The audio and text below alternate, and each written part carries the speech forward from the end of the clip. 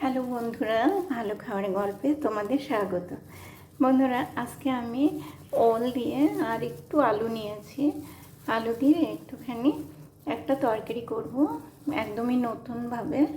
তো তোমাদেরকে দেখাবো। এটা এখানে আমি ওলগুলোকে ছুলে এই যে কেটে নিয়েছি। এবার এগুলোকে আমি একটুখানি গ্রেট করে নেব। গ্রেট করে আমি এগুলোকে একটুখানি ভিনিগার দিয়ে জলের মধ্যে ভিজিয়ে রেখে দেব। এই যে দেখো বন্ধুরা, এই যে আমি একদম সরু গ্রেটারটা দিয়ে গ্রেট করে নিয়েছি দেখো। আর এটাকে আমি আধা ঘন্টা ভিনিগার জলে ভিজিয়ে রেখেছি। দেখো এই যে এটার কষটা বেরিয়ে গেছে। নয়তো আমি তো এটা সেদ্ধ করব না, সেদ্ধ না করলে তো অনেক সময় গলা ধরে ওলে। তো সেই জন্য ভিনিগারে ভিজিয়ে নিয়েছি। এবার ভালো করে এটাকে আমি ধুয়ে নেব, তাহলে আর গলাটা ধরবে না। দেখো বন্ধুরা, আমি ওল আর আলুটাকে ভালো করে জল চিপে নিয়ে নিয়েছি। এখানে আমি অল্প করে একটু লঙ্কার গুঁড়ো দেব। এই লঙ্কাটা অনেক ঝাল, তো লঙ্কাটা তোমাদের ইচ্ছা মতো দিও, পছন্দ মতো। তো এখানে একটু নুন দিয়ে দিলাম,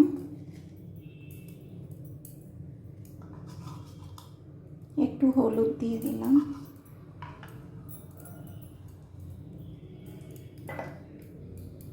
আর আমি এখানে অল্প করে দেখো এই যে ছোটো 4 চামচে 2 চামচ কর্নফ্লাওয়ার দিয়ে দিলাম।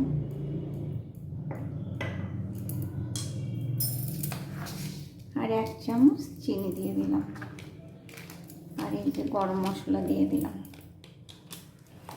আর এখানে এটা একটু বেশি ভালো লাগার জন্য এই যে চিংড়ি মাছটা কুচিয়ে নিয়েছি, এটা দিয়ে দিলাম। দিয়ে এবার এগুলো আমি খুব ভালো করে মেখে নেব। এই যে বন্ধুরা দেখো, আমি ওল চিংড়ি আলুটাকে বলের শেপ করে নিয়েছি। তো এটা মাখার সময় আমি যে কর্নফ্লাওয়ার দিয়েছিলাম তাতে আমার হয়নি, আমি অল্প করে একটু ময়দাও দিয়েছিলাম এর সঙ্গে। এবার এই বলগুলো বানিয়ে নিয়েছি।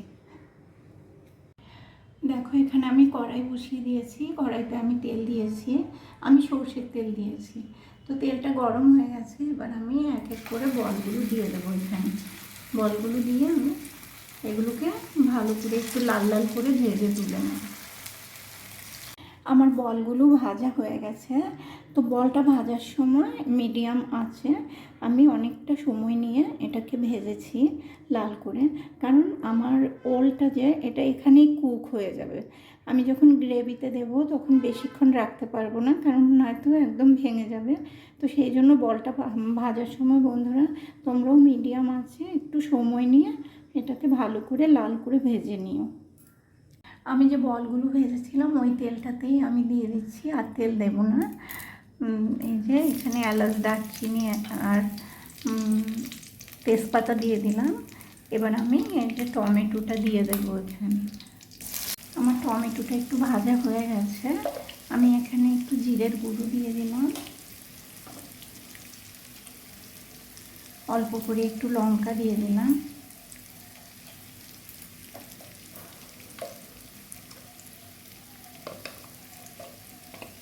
একটু হলুদ দিয়ে দিলাম,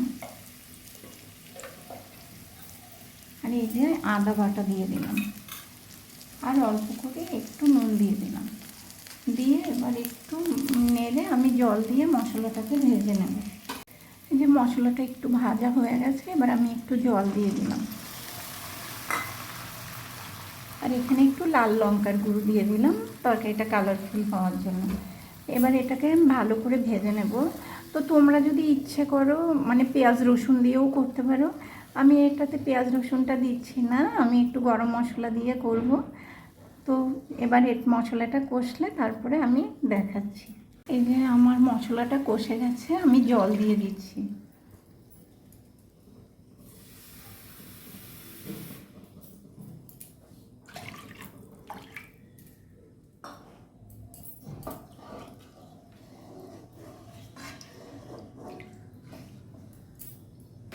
এবার আমি বলগুলো দিয়ে দিচ্ছি এখানে।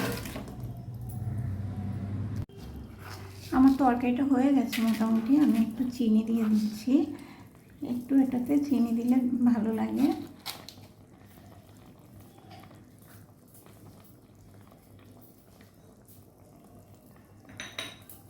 এই যে কাঁচা লঙ্কা কুচিটা দিয়ে, আমি কাঁচা লঙ্কা চেরা দিয়ে দিলাম। আমি চিড়ে রেখেছিলাম কাঁচা লঙ্কাটা। এই যে আমি অল্প করে একটু ঘি দিয়ে দিলাম, ঘিটা দিলে খুব ভালো লাগে। আর এখানে এলাচের গুঁড়ো আছে, দিয়ে দিলাম। এবার আমি এটাকে একটু ফুটিয়ে নামিয়ে নেব। এই যে আমি এটা ডিশে ঢেলে নিয়েছি। তো এটা ভীষণই টেস্টি হয়, ভীষণ ইয়ামি হয় বন্ধুরা। এটা তোমরা ভাতের সঙ্গে, রুটির সঙ্গে, সব কিছুর সঙ্গেই খেতে পারো।